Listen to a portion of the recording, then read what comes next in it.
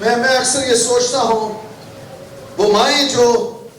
اپنی بیٹیوں کی شادیاں رچاتی ہیں اور شادیوں کے لیے اپنی بیٹیوں کو مسلسل تیار کرتی ہیں، ان کا بناؤ سنگار، ان کے کپڑے، ان کی شاپنگ، ہر ایک چیز میں اتنی زیادہ کنسرن ہوتی ہیں، یہ بھی میری بیٹی کو ملے، یہ بھی میری بیٹی کو ملے، یہ بھی میری بیٹی کے ساتھ جائے، یہ بھی میری بیٹی کے گھر کی زینت بنے. یعنی وہ پرچیز کرتی ہیں، کمیٹیاں ڈالتی ہیں، ادھار اٹھاتی ہیں اپنی بیٹیوں کو اگلے گھر میں بھیجنے کے لیے، اور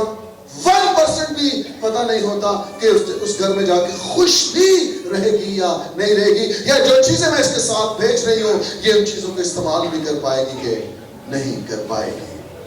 لیکن میں ایسی مائیں ڈھونڈنا دیکھنا چاہتا ہوں جو اپنی بیٹیوں کو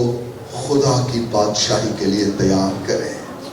جو اپنی بیٹیوں کو صبح بھی کلام سکھائیں اور شام کو بھی کلام سکھائیں، جو اپنی بیٹیوں کی تربیت، اپنے بیٹوں کی تربیت خدا کے کلام کے عین مطابق کریں.